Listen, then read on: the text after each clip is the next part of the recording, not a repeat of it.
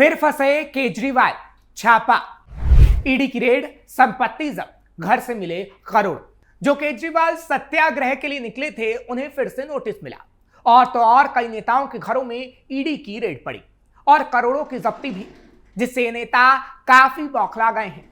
लेकिन इन नेताओं का अब कच्चा चिट्ठा खुल चुका है कि कैसे ये नेता करोड़ों अरबों से अपनी 7 पुश्तों का इंतजाम करने के चक्कर में पूरे सिस्टम को खोखला कर देते हैं। आज कुछ ऐसे ही नेताओं का कच्चा चिट्ठा खोलेंगे जिसमें केजरीवाल से लेकर कई बड़े नेताओं के नाम शामिल हैं। नमस्कार, कैपिटल टीवी का खास शो कच्चा चिट्ठा देख रहे हैं आप। मैं हूं आपके साथ हर्ष भारद्वाज। शुरुआत दिल्ली के पूर्व सीएम अरविंद केजरीवाल से करते हैं, फिर बात उस छापेमारी की भी करेंगे जहां से करोड़ों बरामद हुए और नेताजी फूट फूट कर रोने लगे। अरविंद केजरीवाल को फिर नोटिस, 22 जुलाई को केजरी की अग्नि परीक्षा। दिल्ली के पूर्व मुख्यमंत्री अरविंद केजरीवाल से जुड़े आबकारी नीति मामले में दिल्ली हाई कोर्ट ने एक बार फिर से नोटिस जारी किया है। ये नोटिस जांच एजेंसी ईडी की उस याचिका पर दिया गया जिसमें एजेंसी ने केजरीवाल को ट्रायल कोर्ट से मिली राहत को चुनौती दी है। पहले जारी किया गया नोटिस केजरीवाल तक पहुंचा ही नहीं था। अरविंद केजरीवाल को इससे पहले भी नोटिस दिया गया था।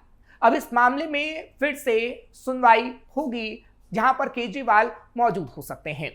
दिल्ली हाई कोर्ट में मामले की सुनवाई कर रही जस्टिस स्वर्णकांता शर्मा ने कहा है कि पहले जारी किया गया नोटिस केजरीवाल तक पहुंचा ही नहीं था। रिकॉर्ड के मुताबिक नोटिस सर्व नहीं हुआ था, इसलिए नया नोटिस जारी किया जा रहा है। अब इस मामले की अगली सुनवाई 22 जुलाई को होगी। दरअसल दिल्ली हाई कोर्ट में ईडी का कहना है कि केजरीवाल ने एजेंसी के समन मिलने के बावजूद जांच में शामिल होने से जानबूझकर मना कर दिया, यानी इनकार किया। एजेंसी ने यह भी आरोप लगाया कि उन्होंने जांच से बचने के लिए बेवजह के बहाने बनाए। वहीं राउजवेंद्र कोर्ट ने 22 जनवरी को दिए अपने फैसले में कहा था कि ईडी ये साबित नहीं कर पाई कि समन सही तरीके से भेजे गए थे या केजरीवाल ने जानबूझकर उसकी अनदेखी की। ईडी ने हाई कोर्ट में दलील दी कि ट्रायल कोर्ट का फैसला गंभीर गलती है, क्योंकि इस बात पर कोई विवाद ही नहीं है कि समन जारी हुए और केजरीवाल को मिले नहीं। समन जारी हुए थे, केजरीवाल को मिले भी थे, लेकिन वो पेश नहीं हुए। ईडी की तरफ से कोर्ट में यह कहा गया। इसी केस से जुड़े मनी लॉन्ड्रिंग मामले में केजरीवाल फिलहाल अंतरिम जमानत पर हैं। चलिए, ये तो ईडी और केजरीवाल की बात हुई, लेकिन अब ईडी की उस कार्रवाई की बात करते हैं। जब ये कार्रवाई हुई तो किस तरीके से हड़कंप मचा, उसकी तस्वीर भी आपको दिखाते हैं, जो तस्वीर छत्तीसगढ़ से आई। छत्तीसगढ़ में रेड मचा हड़कंप। छत्तीसगढ़ के दुर्ग जिले में प्रवर्तन निदेशालय यानी ईडी की कार्रवाई से राजनीतिक और कारोबारी हलकों में हड़कंप मचा हुआ है। ईडी की टीम ने नेता और कारोबारी चतुर्भुज राठी के पुलगांव स्थित आवास और कार्यालय पर एक साथ छापेमार कार्रवाई की है। सुबह करीब 6 बजे शुरू हुई इस कार्रवाई में बड़ी संख्या में अधिकारी शामिल रहे। बताया जा रहा है कि कार्रवाई वित्तीय लेन देन और कंपनियों से जुड़े मामलों की जांच के तहत की जा रही है। फिलहाल ईडी की टीम दस्तावेज की पड़ताल कर रही है। बताया यह भी जा रहा है कि ईडी की जांच के दायरे में चतुर्भुज राठी से जुड़े अनेक फर्म शामिल हैं। इसमें अमर इंफ्रास्ट्रक्चर, अमर महावीर कोल माइंस, अमर प्राइवेट लिमिटेड और टार कॉर्पोरेट प्राइवेट लिमिटेड प्रमुख हैं। एजेंसी इन कंपनियों के वित्तीय लेन देन, बैंक खातों और अनुबंधों से जुड़े दस्तावेजों की बारीकी से जांच कर रही है। नेता की करोड़ों की संपत्ति होगी जब्त। दरअसल नेता चतुर्भुज राठी का मुख्य व्यवसाय सरकारी अनुबंधों के तहत सड़क और पुल निर्माण से जुड़ा बताया जाता है। इसके अलावा वो कई शॉपिंग मॉल्स के मालिक हैं। कोयला खदानों के संचालन में भी उनकी बड़ी हिस्सेदारी मानी जाती है। इन व्यावसायिक गतिविधियों से जुड़े वित्तीय पक्षों को लेकर ईडी जांच कर रही है। यह पहली बार नहीं है जब केंद्रीय जांच एजेंसियों ने उनके ठिकानों पर दबिश दी थी। इससे पहले साल 2024 के लोकसभा चुनाव से ठीक पहले आयकर विभाग ने उनके कई ठिकानों पर छापेमार कार्रवाई की थी। और अब एक बार फिर से ईडी की रेड हुई है और करोड़ों की संपत्ति की कुर्की अब उनकी हो सकती है। हालांकि यह कहा जा रहा है कि चतुर्भुज राठी पहले भारतीय जनता पार्टी के सक्रिय सदस्य रहे हैं। बीते विधानसभा चुनाव में उन्होंने दुर्ग शहर से टिकट के लिए मजबूत दावेदारी भी पेश की थी। हालांकि बाद में पार्टी ने उन्हें टिकट नहीं दिया था और पार्टी से उनका धीरे धीरे संपर्क टूटने लगा। चलिए, अब बात करते हैं बंगाल की भी, क्योंकि वहां पर भी ईडी लगातार रेड मार रही है। बंगाल में फिर खुलेंगे भ्रष्टाचार के बड़े राज। पश्चिम बंगाल में भ्रष्टाचार और काले धन के खिलाफ प्रवर्तन निदेशालय यानी ईडी ने एक बार फिर अपना चाबुक चलाया है। लगातार 2 दिन हुई इस बड़ी कार्रवाई से राज्य के राजनीतिक और प्रशासनिक महकमे में हड़कंप मचा हुआ है। ईडी ने कोलकाता, हावड़ा और वर्धमान सहित कई ठिकानों पर ताबड़तोड़ छापेमार कार्रवाई की है। इस कार्रवाई में भारी मात्रा में नकदी, सोने के आभूषण और कई ऐसे अहम दस्तावेज बरामद हुए जो सीधे तौर पर बड़े नेताओं और पुलिस अफसरों की ओर इशारा कर रहे हैं। दूसरे चरण के मतदान से पहले ईडी ने यह बड़ी कार्रवाई की थी और आगे आने वाले दिनों में ईडी और भी बड़ी कार्रवाई कर सकती है। क्या है पूरा मामला? यह मामला मुख्य रूप से दो अलग अलग घोटालों से जुड़ा हुआ है। पहला मामला मनी लॉन्ड्रिंग यानी काले धन को सफेद करने का है, जिसमें पुलिस के एक बड़े अधिकारी और कुछ अन्य लोग शक के घेरे में हैं। वहीं दूसरा मामला सार्वजनिक वितरण प्रणाली यानी राशन घोटाले से जुड़ा है।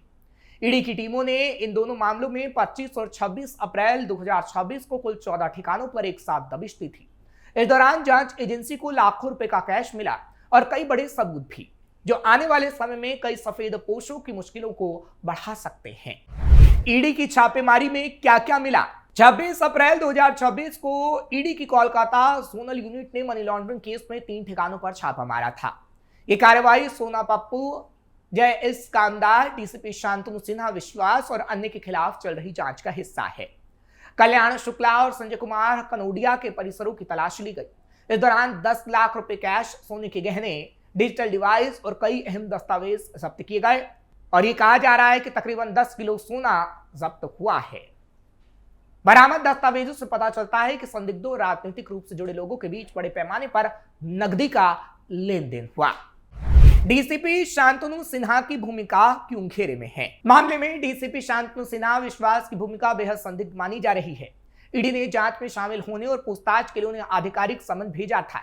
हालांकि सूत्रों के हवाले से तमाम खबरें हैं कि उनके यहां पर 10 किलो सोना मिला। हालांकि डीसीपी शांतनु सिन्हा विश्वास अब तक जांच एजेंसी के सामने पेश नहीं हुए हैं। उनके इस तरह पेश न होने से कई तरह के सवाल भी खड़े हो रहे हैं और जांच एजेंसी उनके खिलाफ कड़े कदम भी उठा सकती है। मनी लॉन्ड्रिंग के अलावा 25 अप्रैल 2026 को ईडी ने पीडीएस राशन घोटाले में भी बड़ी कार्रवाई की। ये छापेमारी निरंजन चंद्र साहा और अन्य संदिग्धों से जुड़े 11 ठिकानों पर की गई। ईडी की टीमों ने कोलकाता, हावड़ा और वर्धमान में तलाशी अभियान चलाया। इस दौरान जांच एजेंसी को मौके से 18,04,000 रुपए नगद बरामद हुए। साथ ही मामले से जुड़े कई डिजिटल सबूत और अहम दस्तावेज भी जब्त किए गए। चलिए अब बात ईडी की एक और बड़ी कार्रवाई की, जो आज की सबसे बड़ी कार्रवाई मानी जा रही है। सबसे बड़ी रेड, 1113 करोड़ की संपत्तियां अटैच। अब उस कार्रवाई की जिसमें 1113 करोड़ रुपए की संपत्तियों को जब्त किया गया, अटैच किया गया। दरअसल प्रवर्तन निदेशालय ने रहेजा डेवलपर्स लिमिटेड से जुड़े धन शोधन मामले में बड़ी कार्रवाई करते हुए करीब 1113 करोड़ रुपए की संपत्तियां अस्थायी रूप से अटैच कर दी हैं। ये कार्रवाई धन शोधन निवारण अधिनियम 2002 के तहत की गई। ईडी के दिल्ली क्षेत्रीय कार्यालय द्वारा जारी आदेश में एनए बिल्डवेल प्राइवेट लिमिटेड और रियासत पैलेसेस लिमिटेड की अचल संपत्तियां शामिल हैं, जो रहेजा डेवलपर्स से जुड़ी संस्थाएं की बताई गई हैं। इसके अलावा कंपनी के निदेशक नवीन एम रहेजा और उनके परिवार के सदस्यों की संपत्तियां भी अटैच की गई। अटैच की गई संपत्तियों का कुल बाजार मूल्य लगभग 1113 करोड़ 81 लाख रुपए बताई जाती है। जांच एजेंसी के मुताबिक इन मामले में रहेजा डेवलपर्स, उनके निदेशक नवीन रहेजा और अन्य संबंधित लोगों के विरुद्ध जांच जारी है। यह मामला आर्थिक अपराध शाखा द्वारा दर्ज कई प्राथमिकी से जुड़ा बताया जाता है, जो उन घर खरीदारों की शिकायतों पर आधारित है जिन्हें ठगा गया था। 4600 घर खरीदारों से किया गया धोखा। जांच में यह भी सामने आया कि कंपनी ने लगभग 4600 घर खरीदारों से विभिन्न आवासीय परियोजना के नाम पर करीब 2425 करोड़ 99 लाख रुपए जुटाए थे। आरोप है कि इन धन का सही उपयोग परियोजनाओं में नहीं किया गया, लोगों को सिर्फ ठगा गया। ईडी ने 27 जून 2025 और 25 अप्रैल 2026 को कई ठिकानों पर तलाशी अभियान चलाया था। तलाशी के दौरान लगभग 15 करोड़ 82 लाख रुपए के गहने और सोना, चांदी, महत्वपूर्ण दस्तावेज, डिजिटल साक्ष्य और करीब 15 लाख रुपए की विदेशी मुद्रा बरामद की गई, जिसके बाद फिर से ईडी की रेड पड़ी। फिलहाल ये कहा जा सकता है कि ईडी का एक्शन इन नेताओं से लेकर इन कारोबारियों तक पर देखने को मिल रहा है। आगे आने वाले समय में ईडी और कहां एक्शन लेगा, क्योंकि नेता हो चाहे कारोबारी, ये फूट फूट कर रो रहे हैं क्योंकि इनका अब कच्चा चिट्ठा जो खुलने लगा है। आपको ये खबर कैसी लगी कमेंट सेक्शन में जरूर बताएं। खबर को लाइक शेयर करें। कैपिटल टीवी को सब्सक्राइब करना मत भूलिएगा।